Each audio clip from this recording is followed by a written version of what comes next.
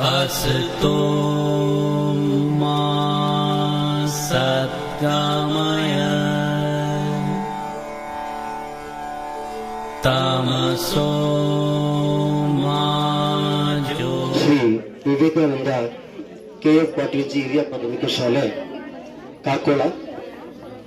ಇಂದು ಇಡೀ ಶಾಲೆಯಲ್ಲೇ ಎಲ್ಲಾ ಶಾಲೆಗೂ ಮಾದರಿಯಾಗಿರುವಂತಹ ಒಂದು ವಿನೂತನ ಕಾರ್ಯಕ್ರಮವನ್ನು ಇವತ್ತು ಇಂದು ಹಮ್ಮಿಕೊಂಡಿದ್ದಾರೆ. ಈ ಕಾರ್ಯಕ್ರಮದ ದಿವ್ಯ ಸಾಹಿತ್ಯವನ್ನು ವಹಿಸಿರುವಂತಹ ಪೂಜ್ಯ ಶ್ರೀಗಳ ಪಾದರವಿಂದವನ್ನು ನಮಸ್ಕರಿಸುತ್ತಾ ಹಾಗೂ ಈ ಕಾರ್ಯಕ್ರಮಕ್ಕೆ ಮುಖ್ಯ ಅತಿಥಿಗಳು ಆಗಮಿಸುವಂತಹ ಮತ್ತು ಎಲ್ಲ ಅತಿಥಿ ಗಣ್ಯರಿಗೂ ಎಲ್ಲ ಮಕ್ಕಳಿಗೂ ಸ್ವಾಗತವನ್ನು ಬಯಸುತ್ತಾ ಇಂದು ಶಿಕ್ಷಣ ನಮ್ಮೆಲ್ಲರ ಹಕ್ಕು.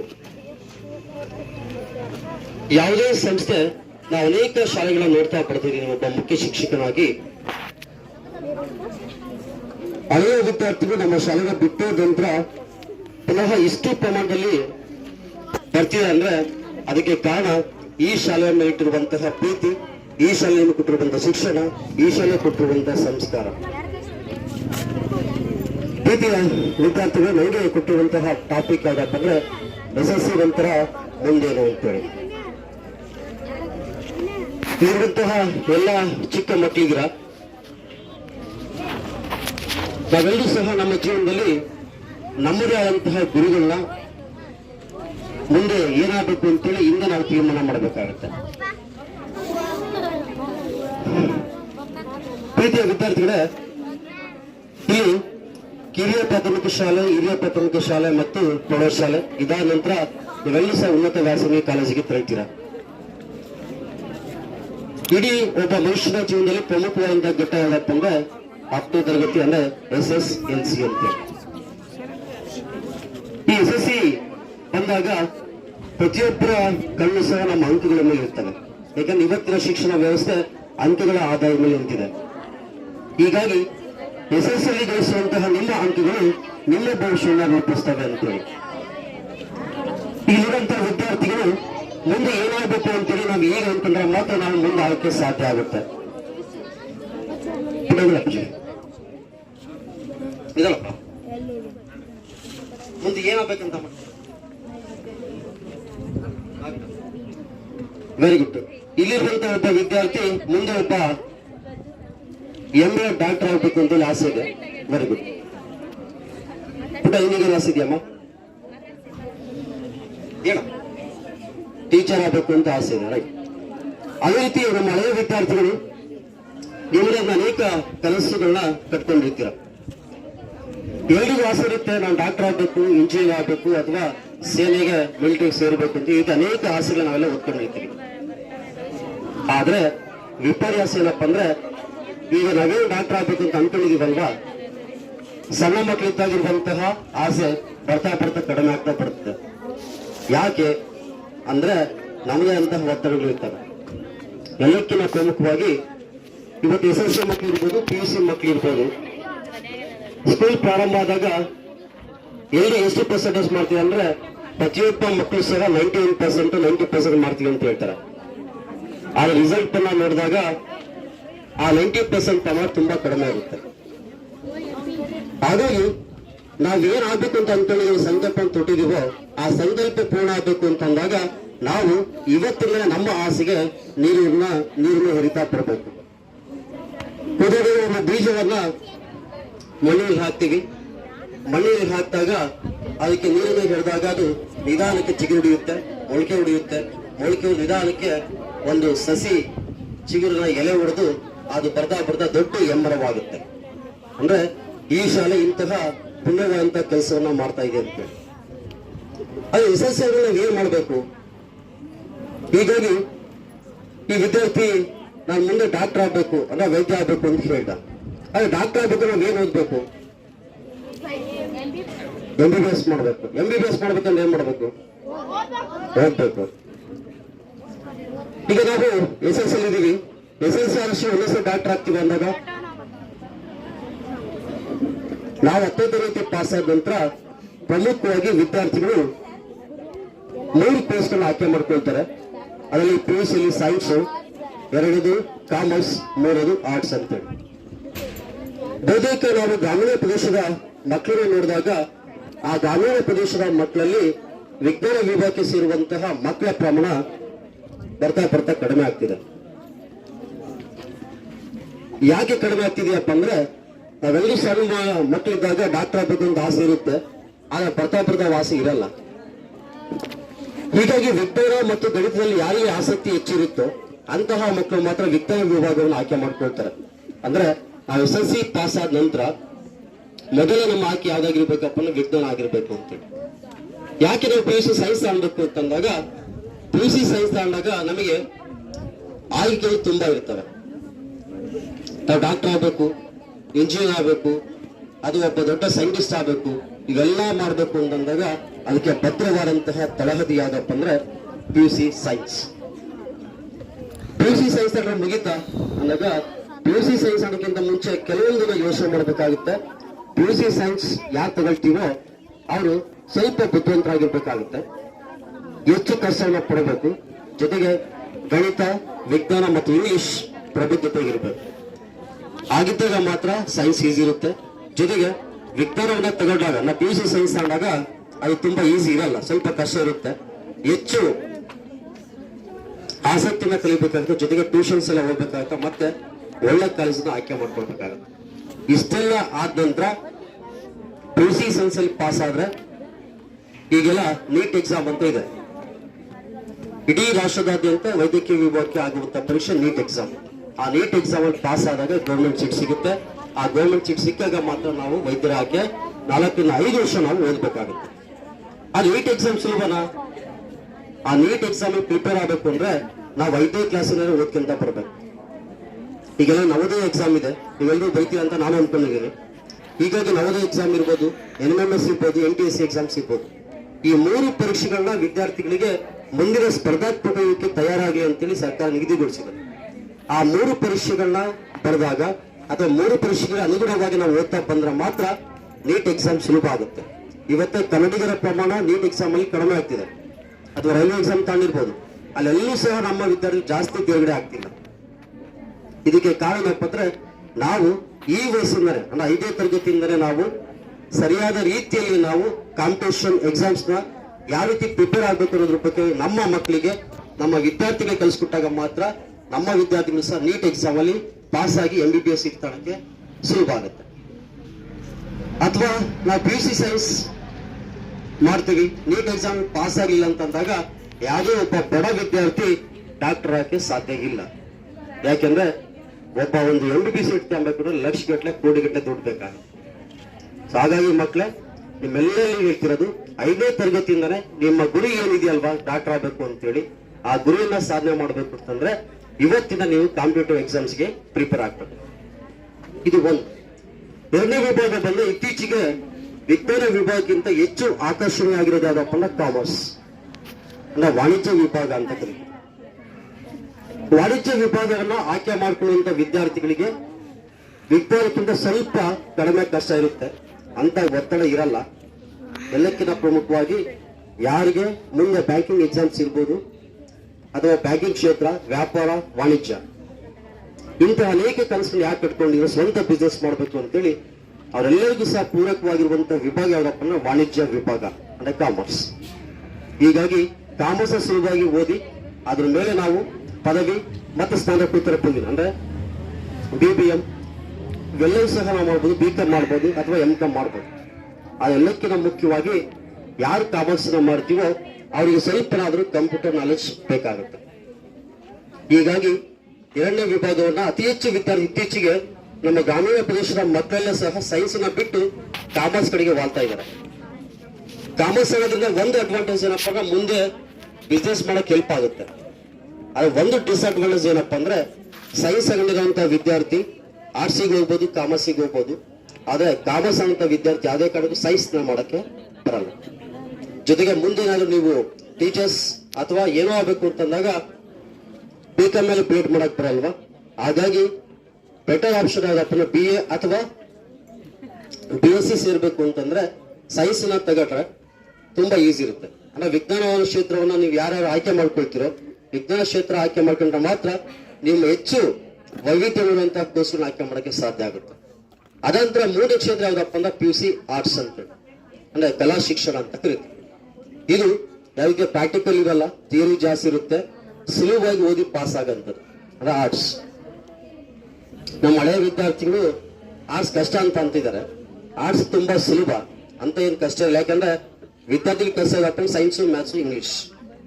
ಆ ಸೈನ್ಸು, ಮ್ಯಾಥ್ಸ್, ಇಂಗ್ಲಿಷ್ ಬಿಟ್ರೆ ಎಲ್ಲ ಈಸಿ ಇರುತ್ತೆ. ಆದ್ರೆ ಆರ್ಟ್ಸ್ ಅನ್ನ ತಗೊಂಡ್ರೆ ನಾವು ಸ್ಕೋಪ್ ಇಲ್ಲ ಅಂತ ಹೇಳ್ತಿಲ್ಲ. ಆದ್ರೆ ಆರ್ಟ್ಸ್ ಅನ್ನ ಓದಿದ್ರೆ ಅತಿ ಹೆಚ್ಚು ಪರ್ಸೆಂಟೇಜ್ ಮಾಡಿ ಇವತ್ತು ಯಾರಾದ್ರೂ ಕಾಂಪಿಟೇಟಿವ್ ಎಕ್ಸಾಮ್ಸ್ಗೆ ತುಂಬಾ ಸುಲಭವಾಗಿ ತಯಾರಾಗಬೇಕು ಅಂತಂದ್ರೆ ಆರ್ಟ್ಸ್ ನ ಓದಿದ್ರೆ, ಕಲಾ ಶಿಕ್ಷಣ ಓದಿದ್ರೆ ಮಾತ್ರ ಮುಂದೆ ಕಾಂಪಿಟೇಟಿವ್ ಎಕ್ಸಾಮ್ ಅಲ್ಲಿ ಪಾಸ್ ಆಗಕ್ಕೆ ಸಾಧ್ಯ ಆಗುತ್ತೆ. ಸಾಮಾನ್ಯವಾಗಿ SSC ಆದ ನಂತರ PUC ಆರ್ಟ್ಸ್, ಸೈನ್ಸ್, ಕಾಮರ್ಸ್ ಈ ಮೂರನ್ನ ಆಯ್ಕೆ ಮಾಡೋದ್ ಬಿಟ್ರೆ ಯಾರು ಅತ್ಯಂತ ಶೀಘ್ರವಾಗಿ ನಾವು ಓದಿ ಕೆಲಸನ ತಗೊಳ್ಬೇಕು ಅಂದಾಗ ಇತ್ತೀಚೆಗೆ ಅನೇಕ ಆಯ್ಕೆಗಳು ನಮ್ಮ ಕಣ್ಮುಂದೆ ಬರ್ತಾರೆ. ಅದರಲ್ಲಿ ಒಂದನೇದು ಏನಪ್ಪ ಅಂದ್ರೆ ಇತ್ತೀಚೆಗೆ ITI ಕಾಲೇಜಸ್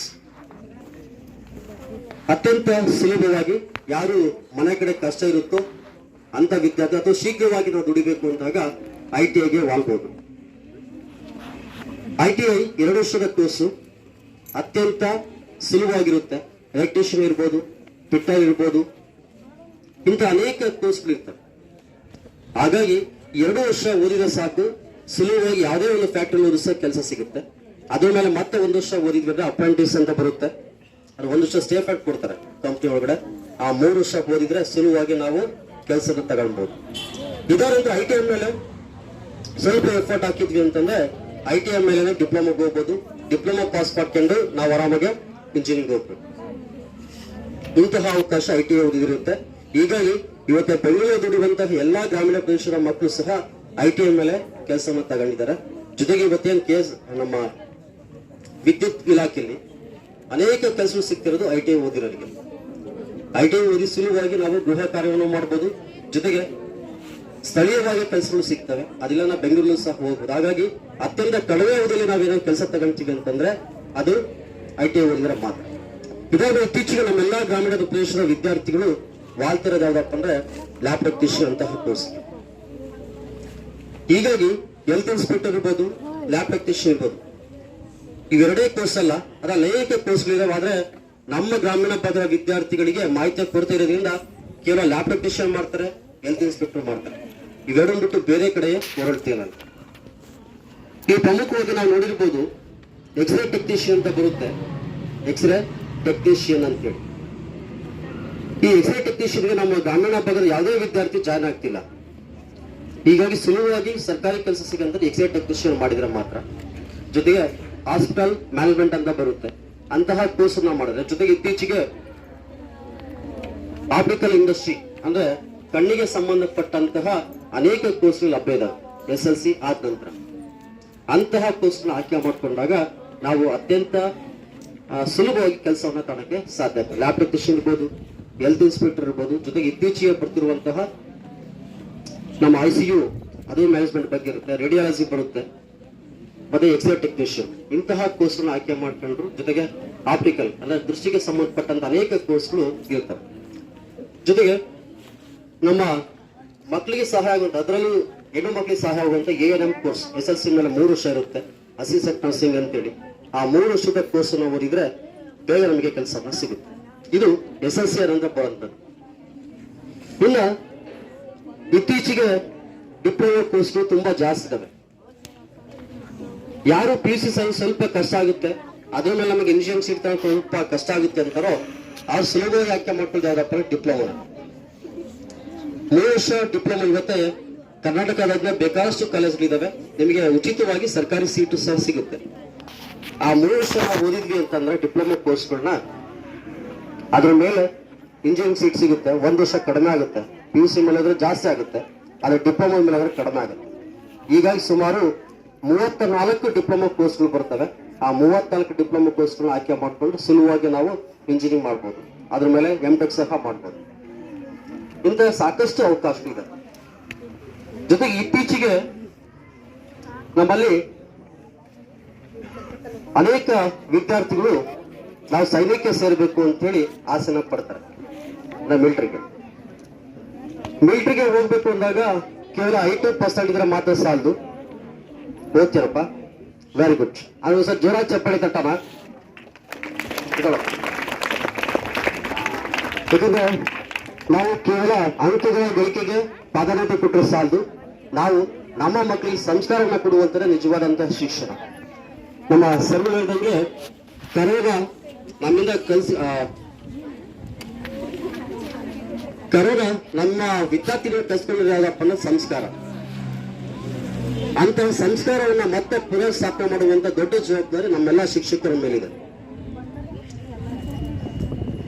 ಸೈನ್ಯಕ್ಕೆ ಸೇರ್ಬೇಕು ಅಂತೇಳಿ ಹೀಗಾಗಿ ಸೈನ್ಯಕ್ಕೆ ಸೇರ್ಬೇಕು ಅಂದ್ರೆ ಏನ್ ಮಾಡ್ಬೇಕು? ಮಿಲಿಟರಿಗೆ ಹೋಗ್ಬೇಕು ಅಂತಂದಾಗ ಪ್ರಮುಖವಾಗಿ ಮೊದಲಿಗೆ SSC ಪಾಸ್ ಆಗ್ಬೇಕು.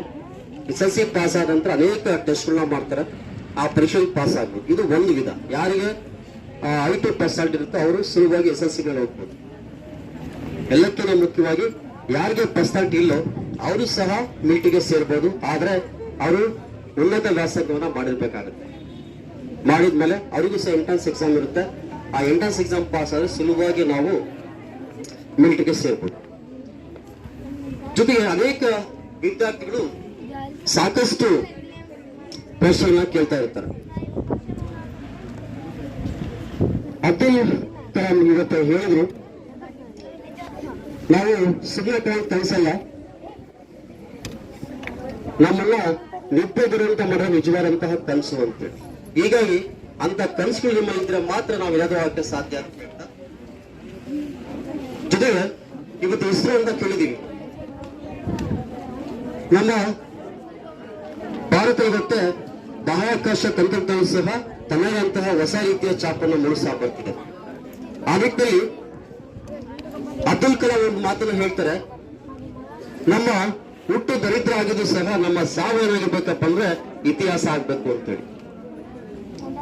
ನಮ್ಮ ಸಾವು ಇತಿಹಾಸ ಆಗ್ಬೇಕು ಅಂತಂದ್ರೆ ಅಂತ ಉದಾತ್ತವಾದಂತ ಸಾಧನೆ ನಾವು ಮಾಡಬೇಕು. ಪೂಜ್ಯ ವಿವೇಕಾನಂದ ಹೇಳ್ತಾರೆ, ಸಾಧನೆ ಮಾಡದೆ ಸತ್ತರೆ ಸಾವಿಗೂ ಅವಮಾನ ಅಂತೇಳಿ. ಸಾಧನೆ ಮಾಡದೆ ಸತ್ತರೆ ಸಾವಿಗೂ ಅವಮಾನ ಅಂದ್ರೆ ಭಗವಂತ ಕೊಟ್ಟಿರುವಂತಹ ಈ ಜೀವನದಲ್ಲಿ ನಾವೆಲ್ಲರೂ ಸಹ ಸೇರಿ ಯಾವ್ದಾದ್ರು ಒಂದು ಸಾಧನೆ ಮಾಡಬೇಕಾಗುತ್ತೆ. ಹಾಗಾಗಿ ಆ ಸಾಧನೆ ಮಾಡುವಂತ ನಿಟ್ಟಿನಲ್ಲಿ ನಮ್ಮೆಲ್ಲರ ಜೀವನ ಗುರಿ ಸ್ಪಷ್ಟವಾಗಿರ್ಬೇಕು. ನಾವೆಲ್ಲ ಮಹಾಭಾರತದ ಕಥೆನ ಕೇಳಿದೀವಿ. ದ್ರೋಣಾಚಾರ್ಯರು ತನ್ನ ಶಿಷ್ಯನನ್ನ ಕರೆದು ಒಂದು ಮರದಲ್ಲಿ ಪಕ್ಷಿ ಇರುತ್ತೆ, ಆ ಪಕ್ಷಿ ಬಗ್ಗೆ ಕೇಳ್ತಾರೆ ಪ್ರಶ್ನೆಗಳನ್ನ. ಒಬ್ಬರಾಗಿ ಬಂದು ದ್ರೋಣಾಚಾರ್ಯ ಕೇಳಿದ ಪ್ರಶ್ನೆ ಉತ್ತರ ಕೊಡ್ತಾರೆ. ಭೀಮ ಕೇಳ್ತಾರೆ, ಭೀಮ ಏನ್ ಕಾಣುತ್ತಪ್ಪ ಅಂದಾಗ ಭೀಮಿಗೆ ಬರೀ ಹಣ್ಣುಗಳ ಮೇಲೆ ದಯಾವ ಇರುತ್ತೆ, ಹಾಗಾಗಿ ನನಗೆ ಹಣ್ಣು ಕಾಣಿಸಿದಾವೆ ಅಂತ ಹೇಳಿ. ಈಗ ಎಲ್ಲರೂ ಸಹ ಬಂದು ಅವ್ರಿಗಿಲ್ಲ ಅಂತ ಉತ್ತರವನ್ನ ಕೊಡ್ತಾರೆ. ಆದ್ರೆ ಏಕಾಗ್ರತೆ ಯಾರಿಗಪ್ಪ ಅಂದ್ರೆ ಅರ್ಜುನಿಗೆ ಅದೇ ಪ್ರಶ್ನೆ ಕೇಳಿದಾಗ ಅರ್ಜುನ ಹೇಳ್ತಾನೆ, ಗುರುಗಳೇ ನನ್ನ ಕಣ್ಣಿಗೆ ಏನ್ ಕಾಣಿಲ್ಲ ಅಂದ್ರೆ ಕೇವಲ ಪಕ್ಷಿಯ ಕಣ್ಣು ಮಾತ್ರ ಕಾಣ್ತಾ ಇದೆ ಅಂತ. ಅಷ್ಟು ದೊಡ್ಡ ಮರ, ಆ ದೊಡ್ಡ ಮರ ಸಣ್ಣ ಪಕ್ಷಿ ಇರುತ್ತೆ, ಆ ಸಣ್ಣ ಪಕ್ಷಿ ಕಣ್ಣುಗಳು ಇನ್ನೂ ಸಣ್ಣವು. ಅಂದ್ರೆ ನಮ್ಮಲ್ಲಿ ನಿಜವಾದಂತಹ ಏಕಾಗ್ರತೆ ವಿದ್ಯೆ ಆಗಿದ್ರೆ ಮಾತ್ರ ನಾವು ಆ ವಿದ್ಯಾರ್ಥಿ ಹೇಳಿದಂತೆ ಸೈನ್ಯಕ್ಕೆ ಸೇರಕ್ಕೆ ಸಾಧ್ಯ, ಈ ವಿದ್ಯಾರ್ಥಿ ಹೇಳಿದಂತೆ ಡಾಕ್ಟರ್ ಆಗಕ್ಕೆ ಸಾಧ್ಯ. ಜೊತೆಗೆ ನಾವೆಲ್ಲರೂ ಸಹ ಬೂತ್ ಕನ್ನಡಿ ಮಸೂರವನ್ನ ನೋಡಿದ್ದೀವಿ. ಸೂರ್ಯನ ಕಿರಣಗಳಿಗೆ ತನ್ನದೇ ಅಂತ ಶಕ್ತಿ ಇದೆ. ಇವತ್ತು ಇಡೀ ಪ್ರಪಂಚವನ್ನ ಬೆಳಕನ್ನ ಕೊಡ್ತಿರೋದು ಸೂರ್ಯ. ಆದ್ರೆ ಸೂರ್ಯ ಕಿರಣ ಯಾರಿಗೂ ಸಹ ಸಿಕ್ತಿಲ್ಲ ಇದುವರೆಗೂ. ಆದ್ರೆ ಅದೇ ಸೂರ್ಯನ ಕಿರಣಗಳನ್ನ ಒಂದು ಮಸೂರದ ಸಹಾಯದಿಂದ ಅಂದ್ರೆ ಪೀಡ ಮಸೂರದ ಸಹಾಯದಿಂದ ಆ ಎಲ್ಲಾ ಸೂರ್ಯ ಕಿರಣ ಕೇಂದ್ರೀಕರಿಸಿದಾಗಿದ್ರೆ ಈ ಪೇಪರ್ನ ಸುಡಬಹುದು. ಅಂದ್ರೆ ಅಂತಹ ಸೂರ್ಯ ಕಿರಣ ಒಟ್ಟಾಗಿ ಸೇರಿಸಿದಾಗ ಮಾತ್ರ ಒಂದು ಬಿಂದುಗಳಲ್ಲಿ ಕೇಂದ್ರೀಕರಿಸಿದಾಗ ಮಾತ್ರ ಈ ಪೇಪರ್ ಸುಡುತ್ತೆ. ಅದೇ ರೀತಿ ನಮ್ಮೆಲ್ಲರ ಭಾವನೆಗಳನ್ನ ನಮ್ಮೆಲ್ಲರ ಗುರಿಯನ್ನ ಸ್ಪಷ್ಟವಾಗಿ ರೂಪಿಸ್ಕೊಂಡ್ರೆ ಮಾತ್ರ ನಾವೇನ್ ಅನ್ಕೊಂತೀವೋ ಅದು ಆಗಕ್ಕೆ ಸಾಧ್ಯ ಅಂತ. ಇನ್ನು PUC ಆದಂತಹ ನಂತರ ಇಸ್ರೋ ಅಂತ ಕರಿತೀವಿ, ಇಂಡಿಯನ್ ಸ್ಪೇಸ್ ರಿಸರ್ಚ್ ಆರ್ಗನೈಸೇಷನ್ ಅಂತ. ಇವತ್ತು ನಮ್ಮ ಭಾರತದ ಅನೇಕ ಪ್ರತಿಭಾನ್ವಿತ ವಿದ್ಯಾರ್ಥಿಗಳು ಇವತ್ತು ವಿದೇಶಕ್ಕೆ ತೆರಳ್ತಾ ಇದ್ದಾರೆ. ಆ ನಿಟ್ಟಿನಲ್ಲಿ ನಮ್ಮ ದೇಶದ ವಿದ್ಯಾರ್ಥಿಗಳು ಇಲ್ಲೇ ಸಹ ಕೆಲಸ ಮಾಡಬೇಕು ಅಂತೇಳಿ ಇಸ್ರೋ ಅನೇಕ ಕಾರ್ಯಕ್ರಮ ಹಮ್ಮಿಕೊಳ್ತಾ ಇದೆ. ಯಾವ ವಿದ್ಯಾರ್ಥಿಗಳು PUC ಪಾಸ್ ಆಗ್ತಾರೆ ಇಸ್ರೋಗೆ ನಾವು ಸೇರಬೇಕು ಅಂತಂದ್ರೆ PUC ವಿಜ್ಞಾನವನ್ನ ತಗೊಳ್ಬೇಕು ಅಂದ್ರೆ ಸೈನ್ಸ್ ತಗೊಳ್ಬೇಕು. ಸೈನ್ಸ್ ತಗೊಂಡಾದ ನಂತರ ಒಳ್ಳೆಯ ಪರ್ಸೆಂಟೇಜ್ ಮಾಡಬೇಕು. ಇದಾದ್ಮೇಲೆ JEE ಅಂತೇಳಿ ಒಂದು ಎಕ್ಸಾಮ್ ಬರುತ್ತೆ, ಮತ್ತೆ ಅಡ್ವಾನ್ಸ್ಡ್ IIST ಅಂತೇಳಿ ಒಂದು ಎಕ್ಸಾಮ್ ಬರುತ್ತೆ. ಅವೆರಡೂ ಎಕ್ಸಾಮ್ಗಳನ್ನ ತೇರ್ಗಡೆ ಮಾಡ್ಬೇಕು, ಅಂದ್ರೆ ಎಂಟ್ರೆನ್ಸ್ ಎಕ್ಸಾಮ್. ಅದಾದ ನಂತರ IIST ಅಂತ ಕರಿತೀವಿ, ಅದು ಅಂಡರ್ ಗ್ರಾಜುಯೇಟ್ ಪರೀಕ್ಷೆ ಅಂತ ಮಾಡುತ್ತೆ. ಈ ಪರೀಕ್ಷೆಯಲ್ಲಿ ಪಾಸ್ ಆದ್ರೆ ಯಾವುದೇ ವಿದ್ಯಾರ್ಥಿಗಳಿಗೆ ಫೀಸ್ ಇಲ್ಲ, ಯಾವುದೇ ಶುಲ್ಕ ಕಟ್ಟಂಗಿಲ್ಲ, ಜೊತೆಗೆ ಮೆಸ್ ಫೀಸು ಸಹ ಫ್ರೀ, ಜೊತೆಗೆ ಸ್ಟೇ ಫಂಡ್ ಸಹ ಕೊಡ್ತಾರೆ. ಅಂದ್ರೆ ಯಾರು ಇಸ್ರೋಗೆ ನಾವು ಸೇರ್ಬೇಕು ಅಂತಿದೀವೋ ಅವರು PUC ಸೈನ್ಸ್ ತಗೊಂಡು JEE ಕಂಪ್ಲೀಟ್ ಮಾಡಿ ಒಂದು ಎಕ್ಸಾಮ್ ಅಲ್ಲಿ ಪಾಸ್ ಆದ್ರೆ 4 ವರ್ಷದ ಕೋರ್ಸ್ ಉಚಿತವಾಗಿ ಕೊಡ್ತಾರೆ. ಆದ್ರೆ ಆ ಕೋರ್ಸ್ ಅಲ್ಲಿ ಪ್ರತಿ ವರ್ಷ ಪರ್ಸೆಂಟೇಜ್ ಮಾಡ್ಬೇಕಂತಿರುತ್ತೆ, ಆ ಪರ್ಸೆಂಟೇಜ್ ನ ಮಾಡ್ಬೇಕು. ಅಂದ್ರೆ ಗ್ರಾಮೀಣ ವಿದ್ಯಾರ್ಥಿಗಳು ₹1 ಖರ್ಚಿಲ್ಲದೆ ನಾವು ಇಸ್ರೋದಲ್ಲಿ ಸುಲಭವಾಗಿ ಕೆಲಸವನ್ನು ತಗೊಳ್ಬಹುದು. ಹೀಗಾಗಿ PUC ಸೈನ್ಸ್ ತಗೊಂಡಾದ್ಮೇಲೆ JEE ಎಕ್ಸಾಮ್ ನ ನೀವು ಪಾಸ್ ಆಗ್ಬೇಕಾಗುತ್ತೆ. ಎರಡನೇದು, ನಮ್ಮೆಲ್ಲರಿಗೂ ಒಂದು ಆಸೆ ಇರುತ್ತೆ ವಿಜ್ಞಾನಿಗಳು ಆಗ್ಬೇಕು ಅಂತೇಳಿ. ಯಾಕೆಂದ್ರೆ ಜಗತ್ತನ್ನ ತಂತ್ರಜ್ಞಾನ ಮೂಲಕ ಬದಲಾವಣೆ ಮಾಡಿದಂತಹ ಕೀರ್ತಿ ಸೇರೋದು ವಿಜ್ಞಾನಿಗಳಿಗೆ ಮಾತ್ರ. ಇವತ್ತೇ ನಾವು ತಂತ್ರಜ್ಞಾನ ಬಳಸಿರೋದಕ್ಕೆಲ್ಲ ಕಾರಣಕರ್ತರು ನಮ್ಮ ವಿಜ್ಞಾನಿಗಳು. ವೈಫಲ್ಯದ ಭಯಕ್ಕಿಂತ ಹೆಚ್ಚಾಗಿರ್ಬೇಕು ಅಂತೇಳಿ ನಾವೆಲ್ಲರೂ ಅನ್ಕೊಂತೀವಿ PUC ಸೈನ್ಸ್ ಕಷ್ಟ ಅಂತೇಳಿ. ನಮ್ಮ ಆಸೆ ಹೆಂಗಿರ್ಬೇಕಪ್ಪ ಅಂದ್ರೆ ನಾನು ಇಂಜಿನಿಯರ್ ಆಗಲೇಬೇಕು, ಡಾಕ್ಟರ್ ಆಗಲೇಬೇಕು ಅಂತ ಅನ್ಕೊಂಡ್ರೆ ಮಾತ್ರ ಆ ಭಯವನ್ನು ಹೋರಾಡಿಸಕ್ಕೆ ಸಾಧ್ಯ. ಈ ರೀತಿ ನಾವು ಯಾವುದೇ ಒಂದು ಯಶಸ್ಸನ್ನ ಪಡಿಬೇಕು ಅಂತಂದ್ರೆ ನಮ್ಮ ನಡೆಯಾಗಿರ್ಬೇಕಪ್ಪ ಅಂದ್ರೆ ನಮ್ಮ ಆಕಾಂಕ್ಷೆ ವೈಫಲ್ಯದ ಭಯಕ್ಕಿಂತ ಹೆಚ್ಚಾಗಿದ್ರೆ ಮಾತ್ರ ನಾವು ಯಶಸ್ಸನ್ನು ಪಡೆಯಕ್ಕೆ ಸಾಧ್ಯ ಅಂತ ಹೇಳಿದ್ಯಾರಪ್ಪ ಅಂದ್ರೆ IIST. ಹೀಗಾಗಿ ಯಾವ ವಿದ್ಯಾರ್ಥಿಗಳು ಮುಂದೆ ಸೈನ್ಸ್ ತಗೊಂತಿರೋ ಅವ್ರು ಮಾತ್ರ ದೊಡ್ಡ ವಿಜ್ಞಾನಿಗಳಾಗಕ್ಕೆ ಸಾಧ್ಯ ಆಗುತ್ತೆ. ಅಂದ್ರೆ ಕೆಮಿಸ್ಟ್ರಿ ಇರ್ಬೋದು, ಬಯಾಲಜಿ ಇರ್ಬೋದು, ಫಿಸಿಕ್ಸ್ ಅಂದ್ರೆ ಭೌತಶಾಸ್ತ್ರ, ರಸಾಯನಶಾಸ್ತ್ರ, ಜೀವಶಾಸ್ತ್ರ, PCMB ಕೋರ್ಸ್ ತಗೊಂಡು ಅದ್ರ ಮೇಲೆ BSc, PCM, CBZ, microbiology, botany ಇದೆಲ್ಲ ಇರುತ್ತೆ.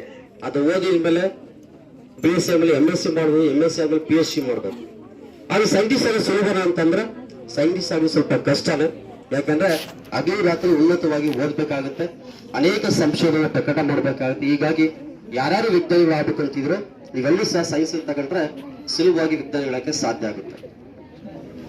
ಇನ್ನು ಬಾಹ್ಯಾಕಾಶ ಕ್ಷೇತ್ರ, ಜೀವನದಲ್ಲಿ ನಾವು ಮೊದಲಿಗೆ ಅಂಬೆಗಾಲಿಡಬೇಕು, ಅದಾದ್ಮೇಲೆ ಎದ್ದಿನ ಕಾಣ್ತೀವಿ, ಎದ್ದಿನ ಮೇಲೆ ಓಡಾಡ್ತೀವಿ, ಓಡಾಡಿದ ಮೇಲೆ ಓದೋದು ಬರೆಯೋದು ಕಲಿತೀವಿ. ಇದಾದ್ಮೇಲೆ ಆರಕ್ಕೆ ಸಾಧ್ಯ.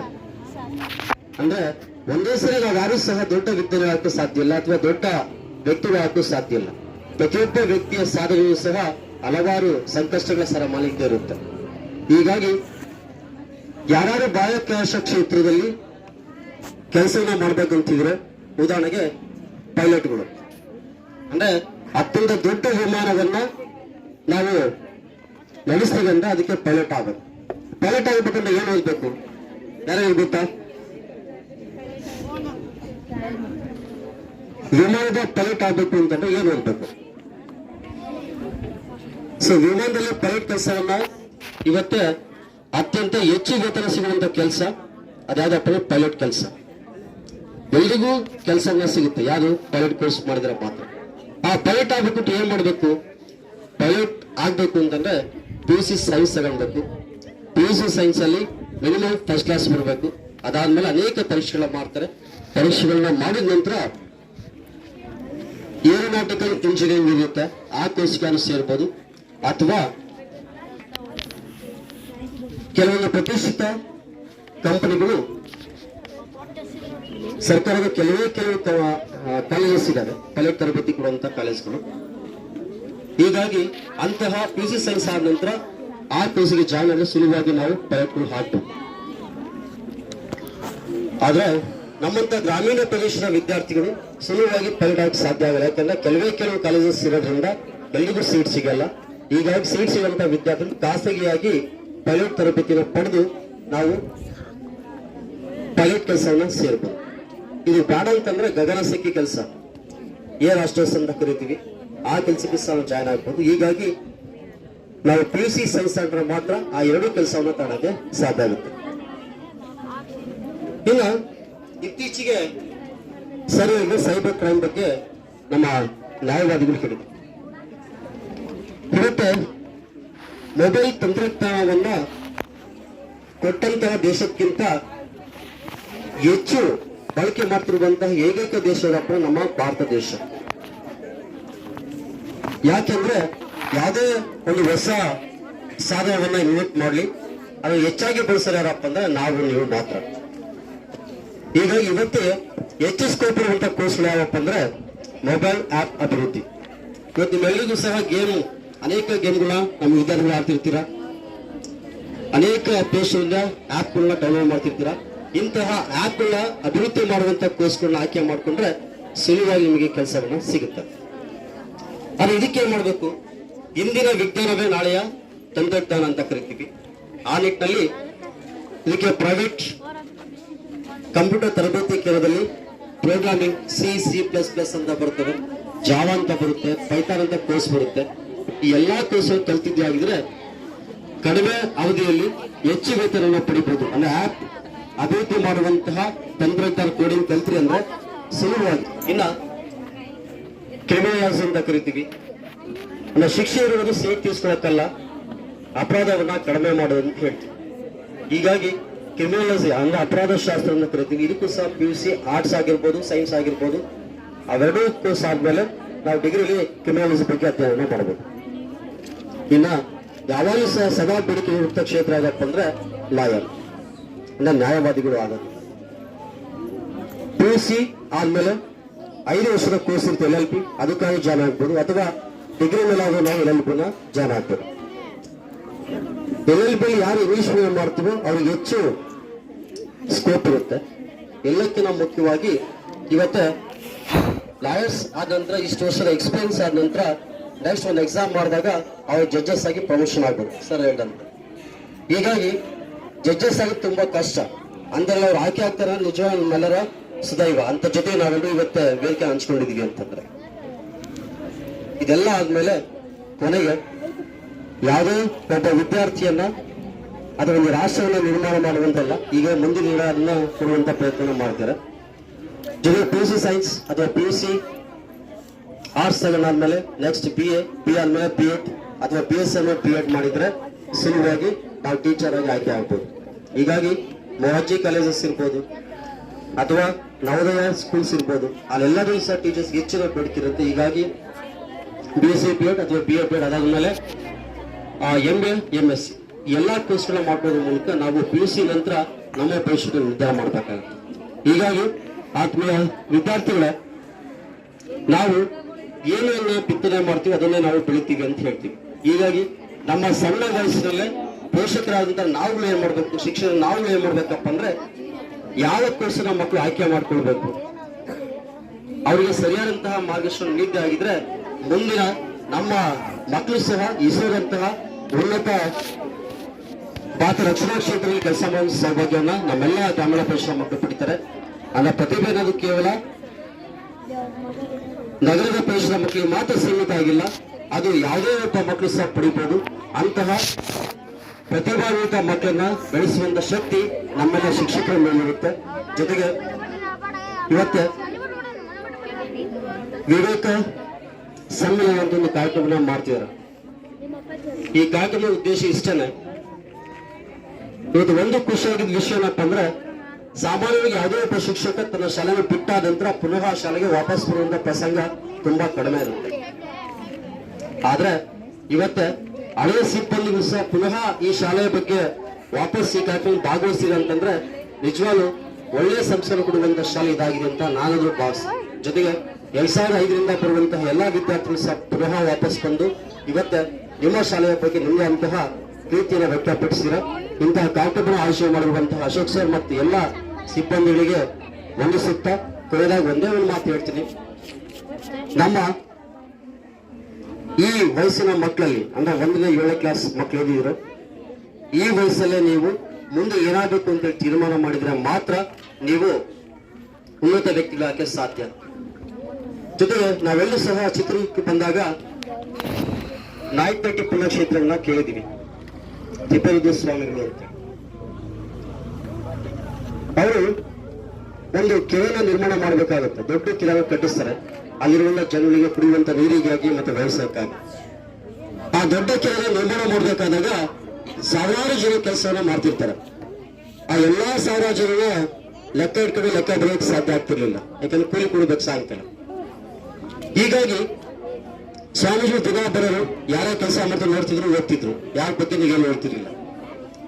ಕೆಲವರು ವಾರ ಆದಂತ ಇವೆಲ್ಲ ಸಹ ಬಟವಾಡೆ ಮಾಡ್ಬೇಕಾಗುತ್ತೆ. ಬಟವಾಡೆ ಮಾಡೋಕ್ ಬಂದಾಗ ಏನಾಯ್ತಪ್ಪ ಅಂತಂದ್ರೆ